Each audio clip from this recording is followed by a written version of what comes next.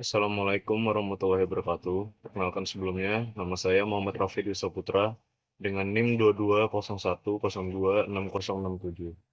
Di sini saya akan menjelaskan tentang pasar oligopoli dan persaingan sempurna untuk menyelesaikan salah satu tugas UAS dari ekonomi manajerial.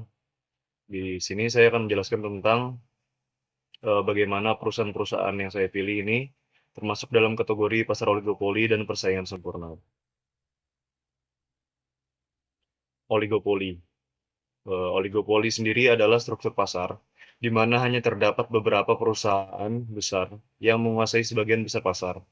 Perusahaan-perusahaan ini saling bergantung sehingga keputusan satu perusahaan, seperti perubahan harga atau peluncuran produk baru, akan memengaruhi strategi pesaing lainnya.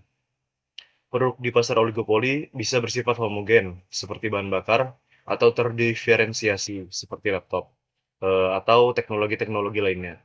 Pasar ini memiliki hambatan masuk yang tinggi, sehingga sulit bagi perusahaan baru untuk bersaing. Contoh pasar oligopoli sendiri adalah industri, telekomunikasi, dan otomotif. Selanjutnya saya akan menjelaskan tentang definisi persaingan sempurna. Persaingan sempurna adalah struktur pasar di mana terdapat banyak penjual dan pembeli, sehingga tidak ada satupun pihak yang dapat memengaruhi harga pasar. Produk yang dijual bersifat homogen, seragam, dan informasi pasar tersedia secara sempurna bagi semua pelaku. Tidak ada hambatan untuk masuk atau keluar dari pasar, sehingga semua produsen adalah price taker atau hanya mengikuti harga pasar. Contoh persaingan pasar sempurna adalah pasar hasil pertanian, seperti padi atau gandum. Di sini masuk ke contoh pasar oligopoli, saya mengambil perusahaan Lenovo. Lenovo sendiri adalah merupakan perusahaan yang beroperasi di industri komputer pribadi atau PC dan laptop yang dikategorikan sebagai pasar oligopoli.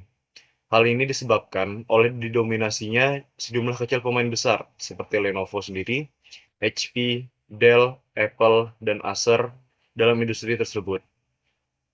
Jumlah pemain yang terbatas ini menciptakan pengaruh besar terhadap pasar, di mana setiap perusahaan dapat memengaruhi strategi pesaingnya. Selain itu, hambatan masuk yang tinggi seperti kebutuhan investasi dalam teknologi dan distribusi global membuat pasar ini sulit diakses oleh pendatang baru. Meskipun produk seperti laptop pada dasarnya bersifat homogen, Lenovo sendiri menciptakan diferensiasi melalui fitur unik, seperti performa gaming pada seri tertentu seperti seri Legion atau Loki, dan daya tahan tinggi pada ThinkPad. Kelebihan Lenovo sendiri dalam pasar oligopoli, yaitu yang pertama ada skala ekonomi. Yaitu sebagai salah satu pemimpin pasar, Lenovo mampu memproduksi dalam skala besar sehingga menekan biaya produksi. Selanjutnya ada inovasi dan diferensiasi, yaitu pasar oligopoli memberikan ruang untuk inovasi, dan Lenovo dikenal sebagai inovasi produk yang cukup baik, seperti laptop dengan layar fleksibel atau teknologi keamanan berbasis AI. Yang selanjutnya ada pengaruh terhadap pasar, yaitu Lenovo memiliki pengaruh besar dalam menentukan tren teknologi dan harga produk dalam industri PC. Selanjutnya di sini ada kekurangan Lenovo dalam pasar oligopoli, yaitu ada persaingan ketat, di mana Lenovo harus bersaing dengan pemain besar lainnya seperti Apple dan Dell yang memiliki basis pelanggan loyal. Selanjutnya ada ketergantungan pada kondisi global, yaitu dalam pasar oligopoli faktor seperti perang dagang atau kelangkaan bahan baku dapat memengaruhi seluruh industri termasuk Lenovo. Dan yang terakhir ada risiko strategi harga. Bagaimana jika Lenovo menurunkan harga untuk bersaing, ini bisa memicu perang harga yang mengurangi margin. Selanjutnya ada contoh dari persaingan sempurna. Saya mengambil contoh dari beras Raja Ultima dari PT Belitang Panen Raya yang berada dalam pasar persaingan sempurna, ditandai dengan banyaknya produsen beras dan homogenitas produk.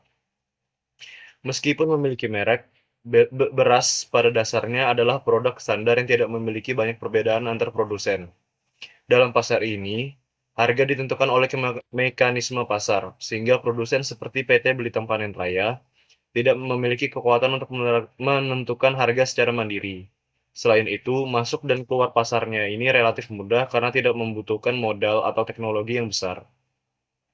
Di sini ada kelebihan pasar persaingan sempurna bagi beras Raja Ultima adalah konsumen mendapatkan harga yang efisien dan cukup terjangkau.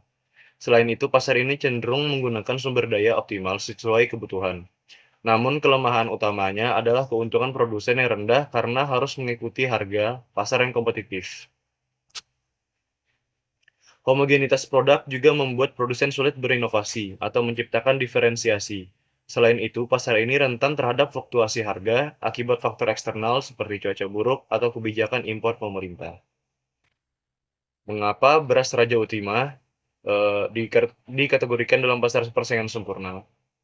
Karena jumlah produsen yang banyak. Di pasar terdapat banyak beras dan produsen lain yang menjual produk serupa. Dan yang kedua ada produk homogen, meskipun diberi merek, beras tetap merupakan produk standar dengan sedikit perbedaan antar produsen. Dan yang ketiga ada informasi sempurna, bagaimana konsumen mengetahui harga-harga rata-rata pasar beras, sehingga mereka tidak ada produsen yang dapat menentukan harganya sendiri. Dan yang terakhir, tidak ada hambatan masuk atau keluar. Bagaimana dengan modal dan tanah bisa memproduksi beras, termasuk PT Belitang Panen Raya. Kesimpulannya, pasar oligopoli dan persaingan sempurna memiliki karakteristik yang sangat berbeda. Oligopoli ditandai dengan dominasi beberapa perusahaan besar, produk yang bisa homogen atau terdiferensiasi, dan hambatan masuk yang tinggi. Pasar ini memungkinkan inovasi dan pengendalian harga semakin ditentukan oleh pemain besar, tetapi juga menghadapi persaingan ketat dan risiko kolusi. Sebaliknya, persaingan sempurna ditandai oleh banyaknya produsen dan konsumen, produk yang homogen, serta harga yang sepenuhnya ditentukan oleh mekanisme pasar. Pasar ini juga menciptakan efisiensi harga bagi konsumen, tetapi membatasi keuntungan produsen dan mengurangi insentif untuk inovasi, dan berbanding terbalik dengan pasar oligopoli yang sebelumnya.